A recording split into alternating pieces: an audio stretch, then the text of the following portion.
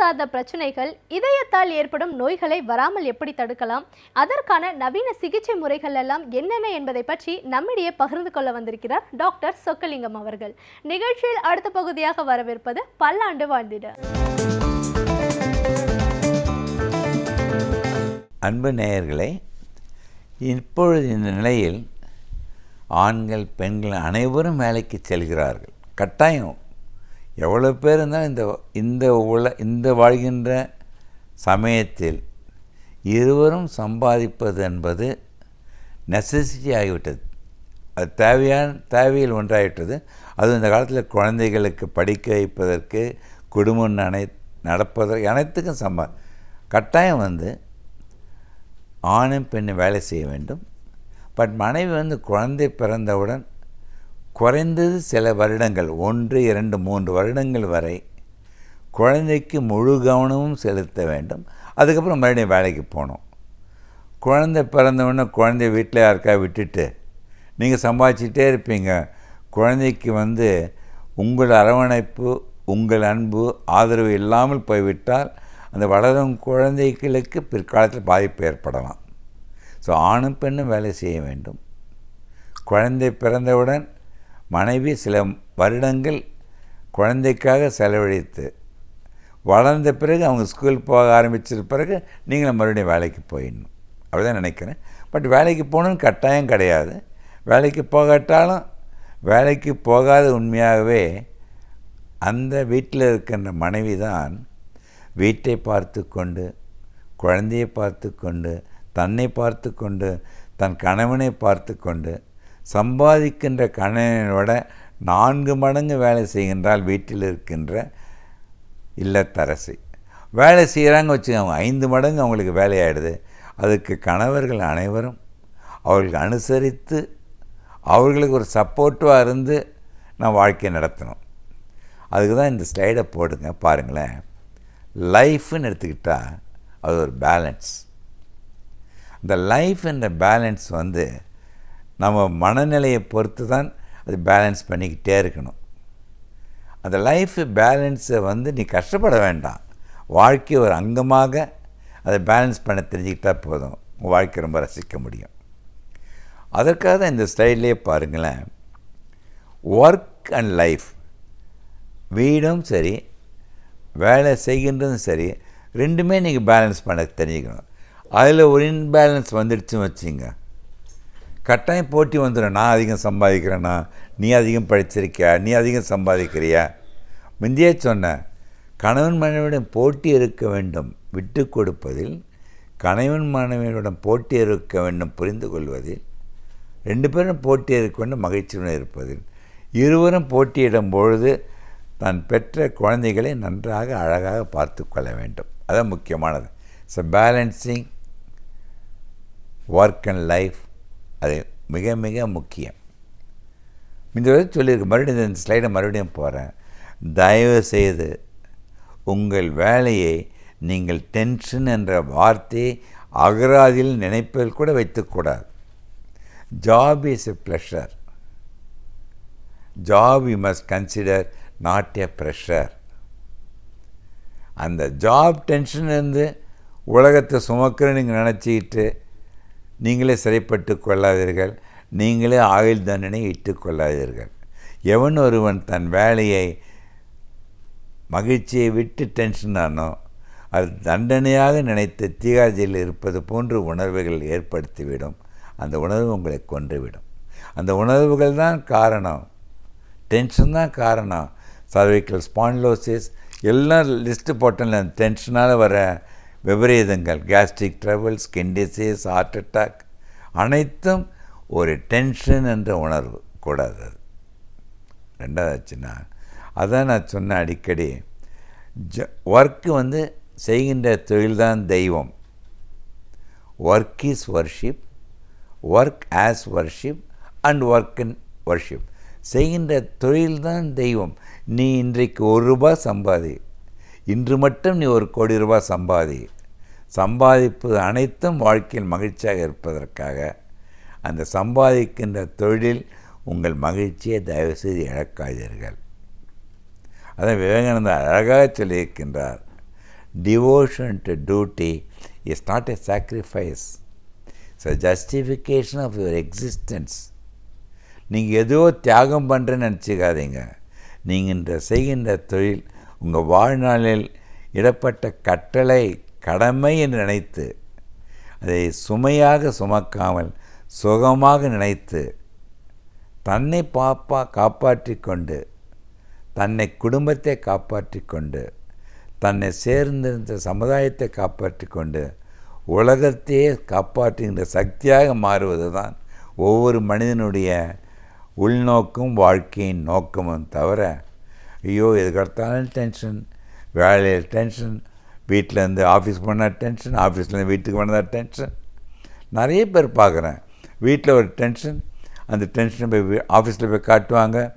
ஆஃபீஸில் சரியாக வேலை செய்ய முடியாது. ஆஃபீஸில் இருக்க டென்ஷனை வீட்டில் வருவாங்க. வீட்டில் வந்து குழந்தைங்களுக்கு மனைவி வீட்டையும் காட்டு, அவங்களையும் டென்ஷன் பண்ணுறாங்க.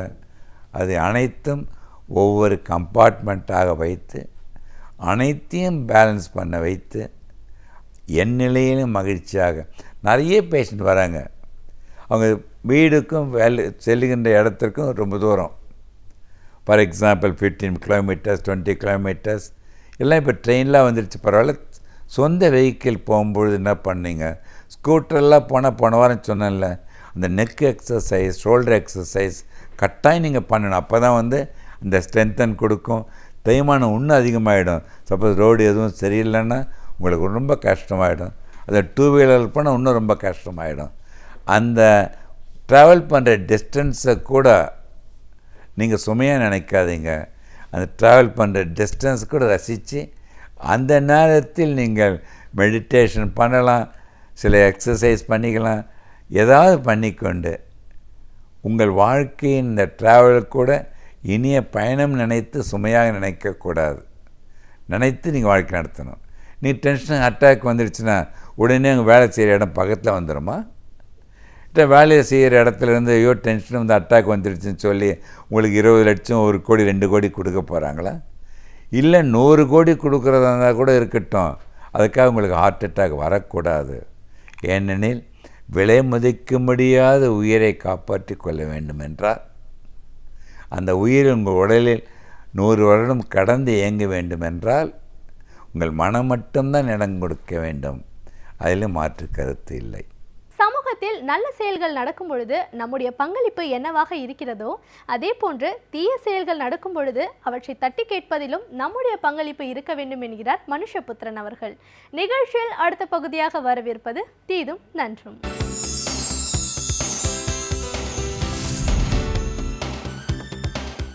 வணக்கம் நண்பர்களே, இன்னும் ஒரு இனிய காலை பொழுதில் தீதும் நன்றும் நிகழ்ச்சியில் உங்களை சந்திப்பதில் மிக்க மகிழ்ச்சி அடைகிறேன். தமிழகத்தினுடைய உரிமைகள் மற்றும் தமிழகத்தினுடைய நலன்கள் சார்ந்த குரல்கள் இன்றைக்கு உயர்த்து ஒலித்து கொண்டிருக்கின்றன. பல சமயங்களில் நம்முடைய அடிப்படையான ஜீவாதாரமான உரிமைகளுக்கு கூட கடைசி நிமிடத்தில் நமக்கு கிட்டுமா கிட்டாதா என்பதோடு மட்டுமல்லாமல் ஏற்கனவே இருக்கக்கூடிய உரிமைகளையும் பறிக்கக்கூடிய பல செயல்பாடுகள் இங்கு நடந்து கொண்டிருக்கின்றன. அவற்றிற்கு எதிராக இன்றைக்கு தமிழகம் ஒன்று திரண்டு போராட வேண்டிய ஒரு கட்டாயத்தில் இருக்கிறது. அப்படிப்பட்ட சூழ்நிலையில்தான் சமீபத்தில் நடந்து கொண்டிருக்கக்கூடிய பல விஷயங்கள் என்பது, அதாவது நீட் தேர்வை தமிழகத்தில் அனுமதிக்கக்கூடிய முயற்சியாக இருக்கலாம், அல்லது நீங்கள் வேறு பல மத்திய அரசினுடைய திட்டங்களை எந்த தங்குதடையும் இல்லாமல் ஏற்றுக்கொள்கிற விஷயமாக இருக்கலாம். இதுவரைக்கும் ஒரு மத்திய அரசினுடைய ஒரு முறையற்ற ஆதிக்க போக்குக்கு எதிராக தமிழகத்தில் இருந்து வந்த பல்வேறு கட்சிகளின் மூலமாக உருவாக்கப்பட்ட அந்த தடையரண் என்பது மெல்ல தகர்ந்து வருகிறதோ என்கிற ஒரு அச்சம் மேலிடுகிறது. இப்படிப்பட்ட ஒரு சூழ்நிலையில் தான் இன்றைக்கு உடனடியாக மீட்கப்பட வேண்டிய தமிழக உரிமைகள் குறித்து நாம் அனைவரும் ஒருமித்த குரலில் பேச வேண்டிய ஒரு நிர்பந்தத்திற்கு ஆளாகி இருக்கிறோம். அப்படி பார்க்கிற போது இந்த விஷயத்தில் முக்கியமாக ஜல்லிக்கட்டு பிரச்சனை என்பது மீண்டும் முன்னணிக்கு வந்திருக்கிறது. ஏனென்று கேட்டால், ஜல்லிக்கட்டு அந்த விழாக்காலம் தொடங்குவதற்கு இன்னும் 1 மாதம்தான் இருக்கிறது. பொங்கல் பண்டிகையை ஒட்டி துவங்கக்கூடிய இந்த ஜல்லிக்கட்டு விழா பிறகு 1 மாதம் 2 மாதம் 3 மாதம் கூட தமிழகத்தில் நடப்பதுண்டு. ஆனால் கடந்த 2 ஆண்டுகளாக ஜல்லிக்கட்டு தமிழகத்தில் நடைபெறவில்லை. அதற்கான முயற்சிகளில் தொடர்ந்து முட்டுக்கட்டைகள் போடப்பட்டு வருவதை நாம் பார்க்கிறோம். இந்த விஷயத்தில் மத்திய அரசு தமிழகத்தை தொடர்ந்து ஏமாற்றக்கூடிய வகையில் ஒரு நாடகமாடி வருகிறது என்று தான் சொல்ல வேண்டும். ஏனென்று கேட்டால், இதுவரைக்கும் ஜல்லிக்கட்டு தொடர்பாக மத்திய அரசு கொடுத்த வாக்குறுதிகள், அந்த வாக்குறுதிகளில் ஒரு வாக்குறுதியை ஏனும் அதை நிறைவேற்றுவதற்கு முயற்சி செய்திருக்கிறதா என்றால் நிச்சயமாக இல்லை. மாறாக அவர்கள் தொடர்ந்து ஜல்லிக்கட்டை பற்றிய வாக்குறுதிகளை மட்டும் கொடுத்து கொண்டே இருக்கிறார்கள். முக்கியமாக இந்த விலங்குகள் வதை சட்டம், அந்த 1960 ஏற்பட்ட அந்த தடை சட்டத்தை திருத்துவது, அல்லது அதோடு சேர்ந்து காட்சிப்படுத்தக்கூடிய விலங்குகளின் பட்டியலிலிருந்து காளை நீக்கப்பட்டது என்பதை மாற்றி, அதாவது காட்சிப்படுத்தக்கூடிய ஒரு விலங்காக அதை மாற்றுவது உட்பட பல சட்டங்களை மத்திய அரசு கொண்டு வர முடியும். ஆனால் நீதிமன்றத்தில் வழக்கு இருக்கிறது என்பதை காரணம் காட்டி மத்திய அரசு அதை செய்ய மறுக்கிறது. ஆனால் சட்டம் எங்களுக்கு எதிராக இருக்கிறது என்று சொல்லி நீதிமன்றமும் அந்த தடையை நீக்க மறுத்து வருகிறது. இந்த சூழ்நிலையில் வனவிலங்கு ஆர்வலர்கள் என்று சொல்லிக் கொண்டிருக்கக்கூடிய சில அமைப்புகள் இன்றைக்கு தமிழ்நாட்டில் காளை இனத்தையே ஒழித்து கட்ட வேண்டும் என்கிற நோக்கோடு அவர்கள் தொடர்ந்து இந்த விஷயத்தில் ஒரு மிக கடுமையான வாதங்களை நீதிமன்றத்தில் முன்வைத்து வருகிறார்கள். ஆனால் அந்த வாதங்களை எதிர்கொள்ளக்கூடிய வலுவான வாதங்களை தமிழக அரசு அல்லது மத்திய அரசு இதுவரைக்கும் முன்வைக்கவில்லை என்று தான் சொல்ல வேண்டும். அப்படிப்பட்ட ஒரு சூழ்நிலையில் மத்திய அரசு வெகு சுலபமாக அந்த சட்ட திருத்தத்தை பண்ண முடியும். சென்ற ஆண்டு செய்தது போல வெறும் நோட்டிஃபிகேஷன், அறிவித்தல் மட்டும் வெளியிடாமல் அந்த சட்ட திருத்தத்தை செய்கிற பட்சத்தில் ஜல்லிக்கட்டை நடத்தக்கூடிய ஒரு மிகப்பெரிய வாய்ப்பு என்பது தமிழக மக்களுக்கு, தென்னக மக்களுக்கு கிடைக்கும். இந்த சூழலில் தான் சட்டமன்ற எதிர்க்கட்சித் தலைவரான திராவிட முன்னேற்ற கழகத்தினுடைய பொருளாளர் மு க ஸ்டாலின் அவர்கள் வருகிற ஜனவரி 3ஆம் தேதி மதுரை அலங்காநல்லூரில் ஒரு மிகப்பெரிய கண்டன ஆர்ப்பாட்டத்திற்கு ஏற்பாடு செய்திருக்கிறார். அதில் பல கட்சிகளும் கூட பங்கேற்க இருக்கின்றன. அந்த கண்டன ஆர்ப்பாட்டத்தில் இந்த ஜல்லிக்கட்டு பிரச்சனைக்காக தமிழகத்தினுடைய உணர்வுகளை முழுமையாக உறுதியாக வெளிப்படுத்துவது என்கிற ஒரு உணர்வு என்பது அனைவருடைய மனதிலும் மேலோங்கி இருக்க வேண்டும் என்பதுதான் திராவிட முன்னேற்ற கழகத்தினுடைய எதிர்பார்ப்பு. அதற்காக அந்த போராட்டத்தை மதிப்பிற்குரிய சட்டமன்ற எதிர்க்கட்சித் தலைவர் மு க ஸ்டாலின் அவர்கள் அறிவித்திருக்கிறார். அதில் நம்ம கவனிக்க வேண்டிய விஷயம் என்னவென்றால், சென்ற ஆண்டு டிசம்பரிலும் திராவிட முன்னேற்ற கழகம் ஸ்டாலின் அவர்களுடைய தலைமையில் இதே போன்ற ஒரு போராட்டத்தை அறிவித்தது. ஆனால் என்ன நடந்தது என்று பார்த்தீர்கள் என்றால், அப்போது மத்திய அமைச்சராக இருக்கக்கூடிய பொன் ராதாகிருஷ்ணன் அவர்கள் அளித்த வாக்குறுதியின் பேரில் தலைவர் கலைஞர் அவர்கள் அந்த போராட்டத்தை ஒத்திவைத்தார். ஆனால் தாங்கள் அளித்த வாக்குறுதிக்கு மத்திய அரசு உண்மையாக நடந்து கொள்ளவில்லை என்பது மட்டுமல்ல, மேலும் மேலும் ஜல்லிக்கட்டு உரிமைகளை தமிழகத்திலிருந்து பறிக்கிற ஒரு மனோபாவம் தான் அதற்கு இருக்கிறதோ என்கிற சந்தேகம் எழுகிறது. அப்படி பார்க்கிற போது, ஏனென்றால் அவர்களை பொறுத்த வரைக்கும் ஜல்லிக்கட்டிற்கு ஆதரவாக ஒரு சட்டத்திருத்தத்தை கொண்டு வந்து அந்த சட்டத்திருத்தத்தின் அடிப்படையில் ஜல்லிக்கட்டு நடத்துவதில் எந்த பிரச்சனையும் கிடையாது.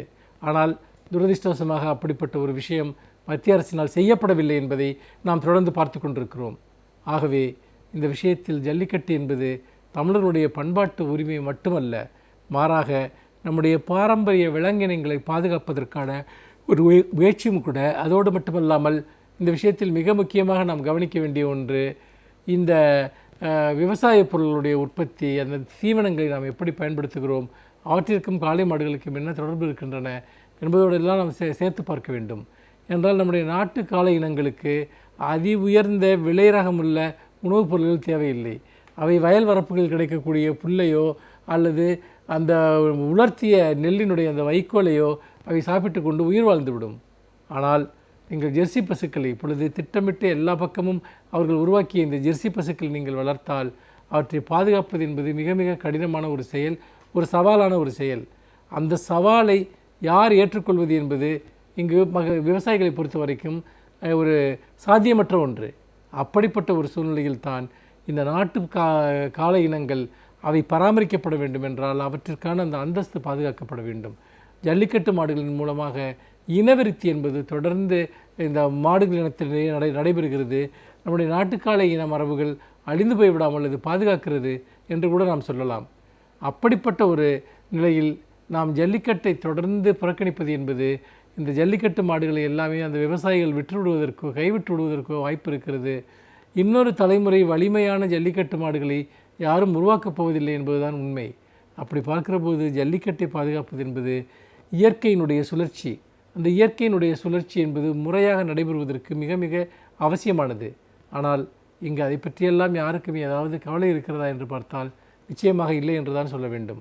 அவர்களை பொறுத்த வரைக்கும் ஜல்லிக்கட்டு என்பது ஒரு வீர விளையாட்டு அல்லது ஒரு கேளிக்கை பொருள் என்பதை தவிர பலருக்கும் இதனுடைய முக்கியமாக நகர்ப்புறவாசிகளுக்கு இதனுடைய ஒரு அர்த்தம் தெரிந்திருக்கிறதா என்று எனக்கு தெரியவில்லை.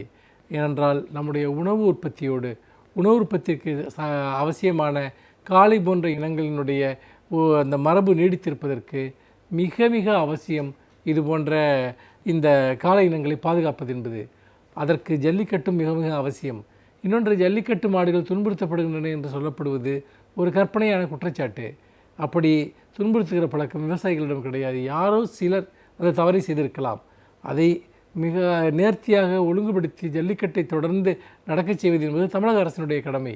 கடந்த திராவிட முன்னேற்றக் கழக ஆட்சியின் போது இந்த தடைகள் அப்போதே வந்தபோதும் கூட ஜல்லிக்கட்டு ஒழுங்குமுறை சட்டம் ஒன்றை இயற்றி அதன் மூலமாக ஜல்லிக்கட்டை சில குறிப்பிட்ட விதிகளுக்கு உட்பட்டதாக மாற்றியதன் மூலமாக தமிழக அரசு ஒரு மிகப்பெரிய பணியை சாதனையை செய்தது என்று கூறலாம். அப்படி பார்க்கிற போது இந்த விஷயத்தில் ஜல்லிக்கட்டு என்பது அது மக்களினுடைய ஒரு விளையாட்டு, மக்கள் மரபுகளை கலாச்சார மரபுகளை பாதுகாக்கிற ஒரு விளையாட்டு என்கிற ஒரு உணர்வு நமக்கு ஏற்பட வேண்டும். அப்படி இல்லாவிட்டால் அந்த உணர்வு என்பது வெறுமனே இந்த பிரச்சனை இந்த பொங்கலுக்கு முன்பு மட்டும் மேலே வருவதும் பிறகு அது பின்னுக்கு தள்ளப்பட்டு விடுவதுமாக தொடர்ந்து மாறி மாறி நிகழ்ந்து கொண்டே இருக்கிறது. அதாவது தமிழ் சமூகத்தின் மேல் அக்கறை கொண்ட, தமிழ் அடையாளத்தின் மேல் அக்கறை கொண்ட, தமிழ் வாழ்வியல் முறை மீது அக்கறை கொண்ட எவருமே ஜல்லிக்கட்டை புறக்கணிப்பதை ஏற்றுக்கொள்ள மாட்டார்கள். இன்னொன்று, இது போன்ற மிருகுவதை போன்ற விஷயங்கள் உண்மை ஒரு தற்காலிகமான பார்வை கொண்டதாகவும் அவை ஒரு முழுமையான பார்வை கொண்டவை அல்ல என்பதையும் நாம் மறந்துவிடக்கூடாது. ஏனென்று கேட்டால் இந்த மிருகவதையாளர்கள் அல்லது மிருகவதையை எதிர்க்கக்கூடியவர்கள் எவருமே அடிப்படை யதார்த்தங்களை புரிந்து கொள்வதில்லை. வீட்டில் வளர்க்கக்கூடிய ஒரு விலங்குகள் தொடர்பான பிரச்சனைகளை புரிந்து கொள்வதில்லை. இந்த சூழ்நிலையில் தான் ஜல்லிக்கட்டு உண்மையில் நம்முடைய ஒரு பாரம்பரிய ஒரு விளையாட்டு என்பது மட்டுமல்ல, அதற்கு ஒரு ஆழமான அர்த்தம் இருக்கிறது. அதை நாம் பாதுகாக்க வேண்டும் என்று சொல்லி மீண்டும் இன்னும் ஒரு புதிய சிந்தனையோடு உங்களை சந்திக்கிறேன். நன்றி, வணக்கம். நாம் அறிந்திருக்க வேண்டிய சில அடிப்படை சட்டங்களை ஒவ்வொரு வாரமும் இந்த பகுதியின் மூலமாக தெரிந்து கொண்டிருக்கிறோம். அந்த வகையில் இன்றைக்கும் நாம் அறிந்திருக்க வேண்டிய சில அடிப்படை சட்டங்களை பற்றி தெரிந்து கொள்ளலாம். நிகழ்ச்சியில் அடுத்ததாக வரவிருப்பது ஆலோசனை நேரத்தில் சட்டம் பகுதி.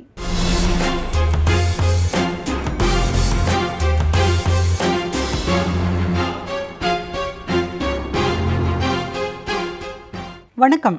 இன்றைக்கு ஆலோசனை நேரத்தில் நாம் பேசக்கூடிய ஒரு விஷயம், நம்ம எல்லாம் அப்படியே புல்லரிக்க செய்யக்கூடிய ஒரு விஷயம், அமிலவீச்சு குற்றங்கள். குறிப்பாக நீங்கள் சமீபத்தில் பேப்பர்கள் எல்லாம் பார்த்துருப்பீங்க.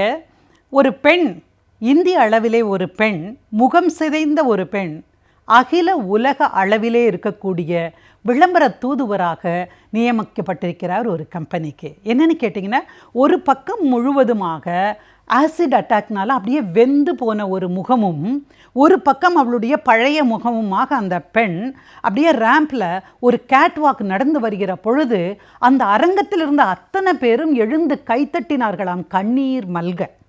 அப்படின்னா அமிலவீச்சு குற்றத்திற்கானவர்கள் வாழ்வதே என்பதே ரொம்ப கொடுமையான விஷயம்.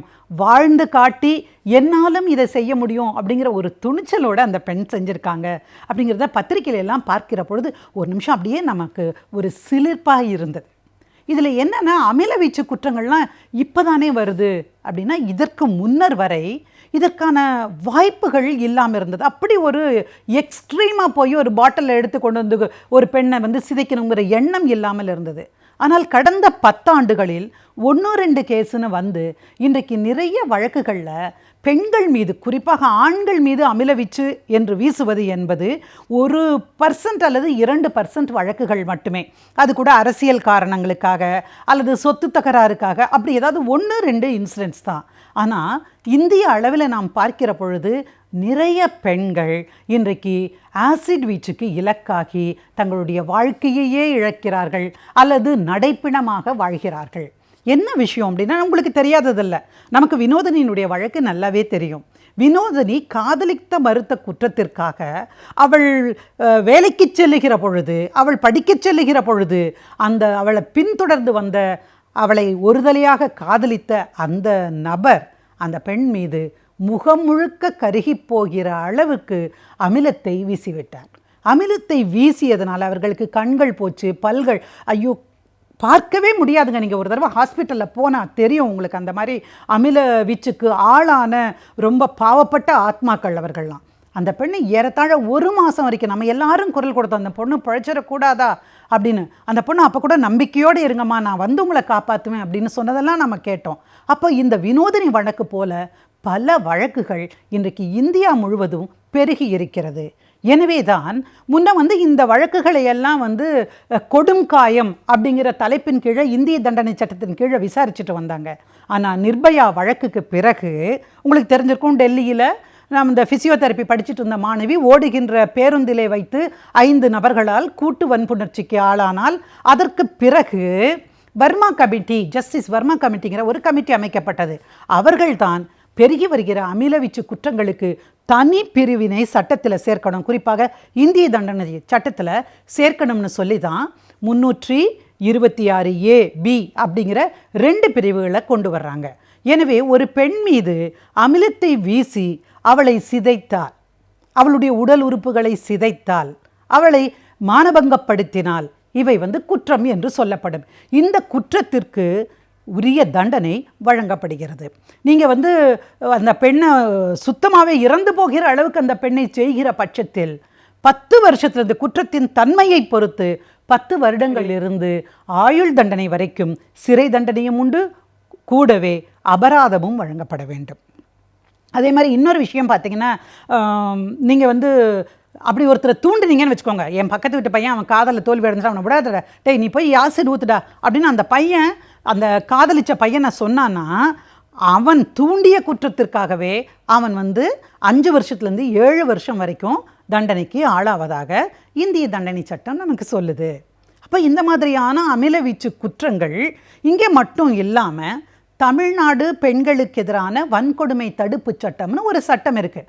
அந்த சட்டத்தினுடைய 4A பிரிவு மற்றது எல்லாமே என்ன சொல்லுதுன்னா, இந்த மாதிரியாக பெண்களை மிக கொடூரமாக கேவலப்படுத்தி வன்முறை செய்கின்ற, சிதைக்கின்ற, கொடுங்காயம் ஏற்படுத்துகின்ற இந்த நபர்களுக்கு ஆயுள் தண்டனை கொடுத்தா மட்டும் பத்தாது. முதல்ல 10 வருஷம் ரெகுலர் இம்ப்ரிசன்மெண்ட், அதாவது கடுங்காவல் தண்டனை கொடுக்கணும். அதுக்கப்புறம் அது ஆயுள் தண்டனை வரைக்கும் கூட அந்த குற்றத்தின் தன்மையை பொறுத்து நீங்கள் நீட்டுவிக்க வேண்டும் அப்படின்னு சொல்லியிருக்காங்க. அப்போ இந்த அமிலவீச்சு குற்றங்கள் எல்லாமே பார்க்க போனால் உண்மையிலேயே இன்றைக்கு பெண்களுக்கு ஒரு அபாயகரமான ஒரு சூழலை கொண்டு வந்திருக்கிறது. அப்போ இவங்களுக்கெல்லாம் அமிலம் எங்கே கிடைக்குது? அதைத்தான் உச்சநீதிமன்றத்தில் ஒரு பொது நலன் வழக்கு போட்டாங்க. பொது நலன் வழக்கு, பப்ளிக் இன்ட்ரெஸ்ட் லிட்டிகேஷன். அந்த வழக்கில் விசாரிக்கிற பொழுது இந்த நபர்களுக்கு எங்கே இருந்து கிடைச்சது. இப்போ நம்ம டாய்லெட் க்ளீன் பண்ணுறோன்னு வச்சுக்கோங்களேன். க்ளீன் பண்ணுறதுக்காக இப்போ ஆசிடுன்னு போய் நீங்கள் கேட்டிங்கன்னா டாய்லெட் க்ளீனுக்கு கொஞ்சம் கொடுப்பாங்க. அது ஒரு அளவுக்கு தான் கொடுப்பாங்க, அதிகபட்சமாக கொடுக்க மாட்டாங்க. அப்போ அந்த மாதிரி ஆசிட்ஸை வாங்கி முன்னெல்லாம் வீசிக்கிட்டு இருந்தாங்க. திராவக வீச்சு அப்படின்னு நம்ம அந்த காலத்தில் சொல்லிட்டு இருந்தோம்.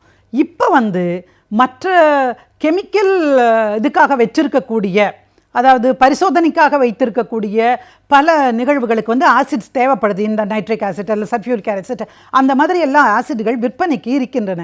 அந்த விற்பனை செய்கிற இடத்திலேயே போய் வாங்கிட்டு இந்த பெண்கள் மேலே எல்லாம் கொட்டுறாங்க அல்லது வீசுகிறாங்க, கஷ்டத்துக்கு உள்ளாக்குறாங்கன்னு ஒன்று அந்த வழக்கில் உச்சநீதிமன்றம் சொல்லிச்சு, நீங்கள் எவ்வளோ பேர் இப்படிப்பட்ட அமிலங்களை விற்கிறார்கள் என்று கணக்கெடுக்க வேண்டும்.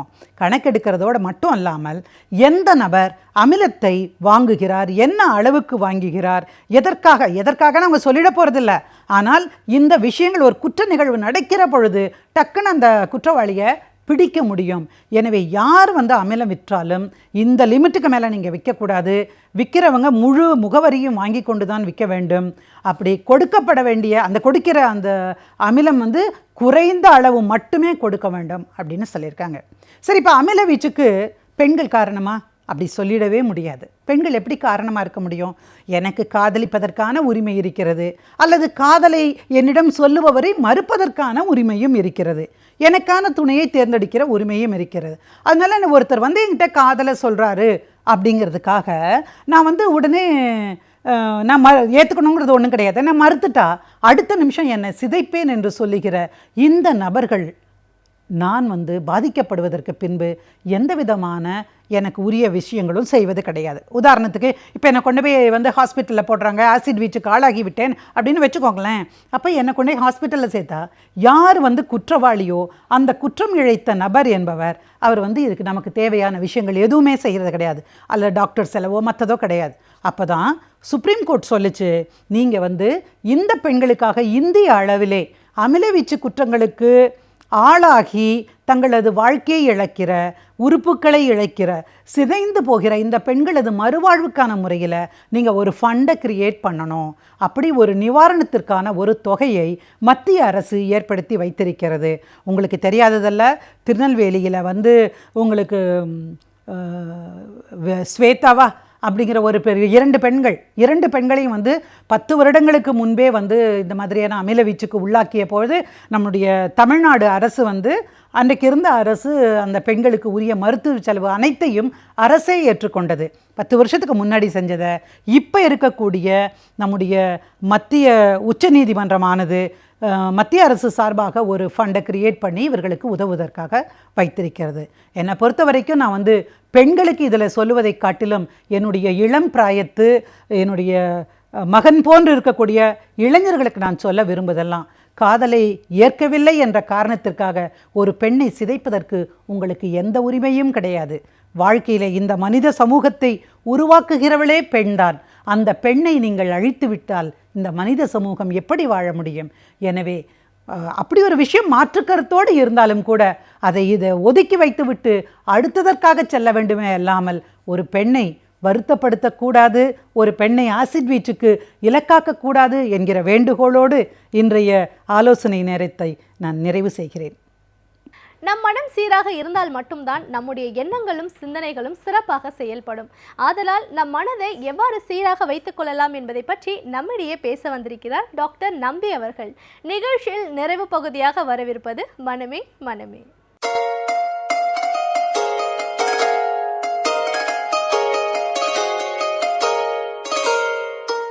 விடியலே வா தொடரில் மனமே மனமே நிகழ்ச்சியில் இன்றைக்கு குழந்தைகளுக்கு எதிரான குற்றங்கள், குழந்தைகளை வதைப்பது, குழந்தைகளை துன்புறுத்துவது, குழந்தைகளை வன்கொடுமைக்கு ஆளாக்குவது போன்ற பலவிதமான பிரச்சனைகளை பற்றி பார்க்கலாம். சைல்டு அபியூஸ் என்று சொல்வார்கள், ill treatment of children, torture against children என்று சொல்வார்கள், அஃபென்சஸ் அகெயின்ஸ்ட் சில்ட்ரன் என்று பலவிதமான பெயர் சுட்டப்படுகிறது. இந்த சைல்டு அபியூஸ் என்று சொல்லப்படுகிற குழந்தைகளுக்கு எதிரான ஒரு வதைப்பு அல்லது குழந்தைகளை கொடுமைப்படுத்துவது மிக பரவலாக காணப்படுகிறது உலகெங்கிலும். நம் நாடும் குறைந்ததல்ல. நம் நாட்டிலும் மிக அதிகமாக இருப்பதாக உலக சுகாதார நிறுவனம் கூறுகிறது. அது தவிர உலக ஐக்கிய நாடுகள் சபையின் ஒரு அங்கமான உலக கல்வி மற்றும் குழந்தைகள் நல நிறுவனமான யுனிசெஃப் என்கிற நிறுவனம் இந்தியாவில் மிக அதிகமாக வளர்ந்து வருகிறது இந்த சைல்டு அபியூஸ் என்கிற குழந்தைகளுக்கு எதிரான வன்முறை செயல்கள் என்று குறிப்பிடுகிறது. ஏறக்குறைய 50% பேர் குழந்தைகள் இந்த ஏதாவது ஒரு காரணத்திற்காக வதைப்படுகிறார்கள், அல்லது வன்கொடுமைக்கு ஆளாகிறார்கள், அல்லது அவர்களை சித்திரவதை செய்கிறார்கள் என்பதுதான் உண்மை. பல நேரங்களிலே இது வெளியே தெரிவதில்லை. 100 குழந்தைகளுக்கு நடந்தால் ஒரு குழந்தையினுடையதால் வெளியே தெரிகிறது, அது பிரசுரிக்கப்படுகிறது, அல்லது காவல்துறையினால் அது கண்டுபிடிக்கப்படுகிறது. பெரும்பாலான குழந்தைகளுக்கு எதிரான குற்றங்கள் மறைந்து விடுகின்றன அல்லது மறைக்கப்பட்டு விடுகின்றன. குழந்தைகள் ஒரு வருடத்திலே எடுத்து பார்த்தால் சென்ற வருடத்திலே ஏறக்குறைய 15,000 20,000 குற்றங்கள் குழந்தைகளுக்கு எதிராக, அதாவது சட்டபூர்வமாக பதிவு செய்யப்பட்ட குற்றங்கள் இருக்கிறது. அதிலேயும் பலவிதமான குற்றங்கள் இருக்கிறது. குழந்தை வதைப்பு என்பது ஏதோ ஒரு சில குற்றங்கள் மட்டுமல்ல, அந்த குழந்தையை உடல் ரீதியாக துன்புறுத்துவது, குழந்தையை அடிப்பது, உதைப்பது, எந்த அளவுக்கு என்றால் சாதாரண லேசாக அடியிலிருந்து கோபமுற்ற தாய் இருக்கட்டும், அல்லது குடிகார தந்தையாக இருக்கட்டும், அல்லது பள்ளியிலே இருக்கிற ஆசிரியராக இருக்கட்டும், அவர்களை அடிக்கிற அடியில் அவர்கள் உடம்பெல்லாம் காயமாகி சில நேரங்களில் எலும்பு முறிவு ஏற்படுகிற அளவுக்கு, பார்வை இழக்கிற அளவுக்கு அவர்கள் வதைப்படுகிறார்கள்.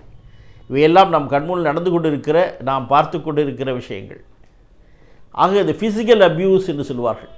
உடல் ரீதியான ஒரு வதை, சித்திரவதை. அடுத்தபடியாக எமோஷனல் அப்யூஸ் அல்லது சைக்கலாஜிக்கல் அப்யூஸ் என்று சொல்வார்கள்.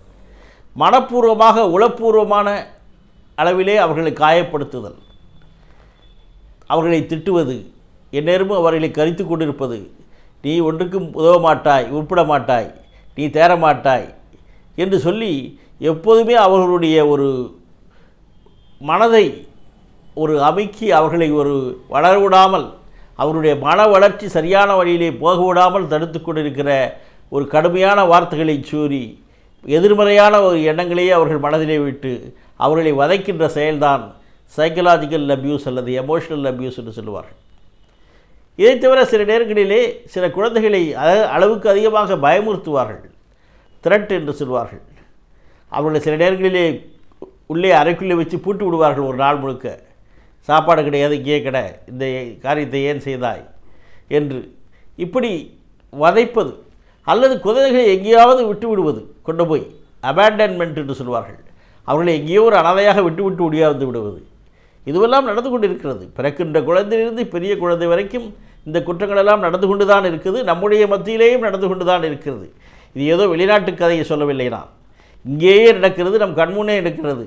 ஆனால் அதிக அளவு வெளியே தெரியாமல் இருக்கிறது, பல குடும்பங்களில் நடந்து கொண்டிருக்கிறது.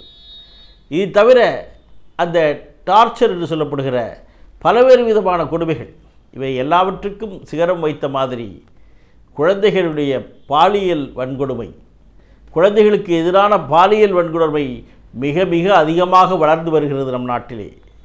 இது என்சிஆர்பி என்று சொல்லப்படுகிற நேஷ்னல் கிரைம் ரெக்கார்ட் பியூரோ என்று சொல்லப்படுகிற தேசிய குற்ற ஆவணங்களை பாதுகாத்து வைக்கின்ற நிறுவனம் சொல்லுகின்ற ஒரு அறிக்கை. 2015 பன்மடங்கு பெருகி வருகிறது. ஏறக்குறைய 1,00,000 குழந்தைகள் பாலியல் வன்கொடுமைக்கு ஆளாகி இருக்கிறார்கள் என்கிறார்கள்.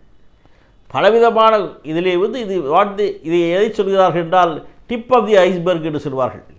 அதாவது ஏதோ 1% தான் வெளியே தெரிகிறது, உங்களுக்கு தெரியப்படாத மறைக்கப்பட்ட உண்மைகள் பல இருக்கிறது இவைகளிலே என்று. ஆக குழந்தைகளுக்கு எதிரான பாலியல் வன்முறை என்பது மிக மிக அதிகமாக வளர்ந்து வருகிறது.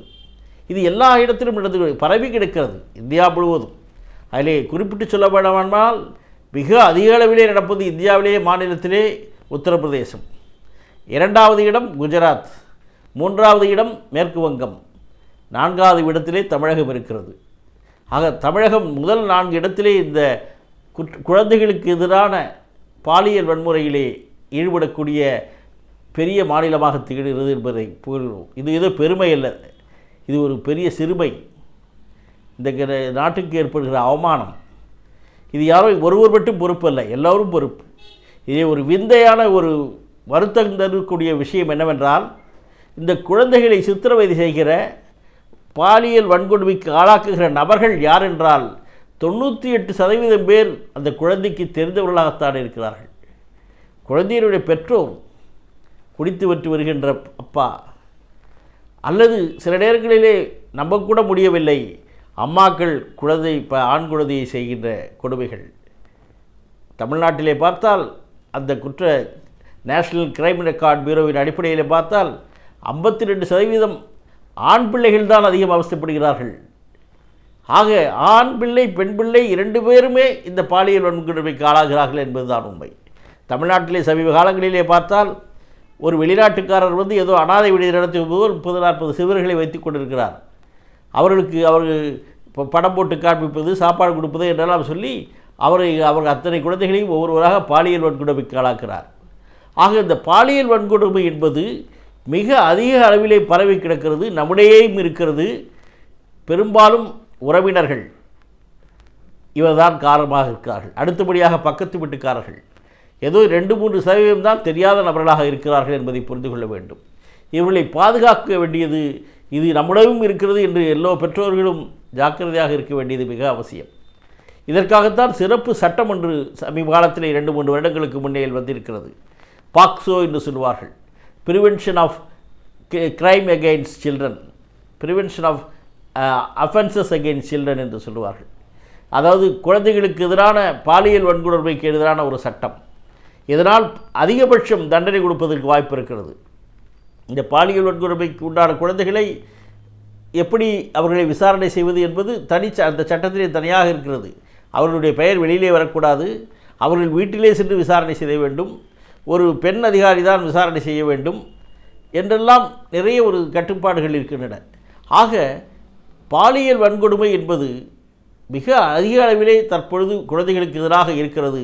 அதுவும் நம் நாட்டிலே இருக்கிறது என்பதை புரிந்து கொண்டு இதற்கு உண்டான தடுப்பு முறைகளை எல்லோரும் தெரிந்து கொள்ள வேண்டும். பெற்றோர்கள் தெரிந்து கொள்ள வேண்டும், மற்றவர்களும் தெரிந்து கொள்ள வேண்டும் என்பதை புரிந்து கொள்வதால் அந்த குழந்தைகளுடைய மன வளர்ச்சி பாதிக்காமல் இருக்கும். ஏனென்றால் இந்த மாதிரி குழந்தைகள் பிற்காலத்திலே மிக அதிக அளவிலே மன உளைச்சலுக்கு ஆளாவார்கள், வருத்தத்துக்கு ஆளாவார்கள், வெட்கத்துக்கு ஆளாவார்கள், அசிங்கத்துக்கு ஆளாவார்கள். அவர்கள் குற்ற உணர்ச்சி அவர்களை வருத்தும். அவர்கள் தாங்கள் மற்றவர்களெல்லாம் பழி சொல்லப்படுகின்ற பரிதாப நிலைக்கு தள்ளப்படுவார்கள். அவர்களுடைய பிற்காலமே பல மன வளர்ச்சியிலே பலவிதமான பாதிப்புகளை அவர்கள் சந்திக்க நேரக்கூடிய வாய்ப்பு இருப்பதால் இதை மிக கவனமாக கையாள வேண்டும்.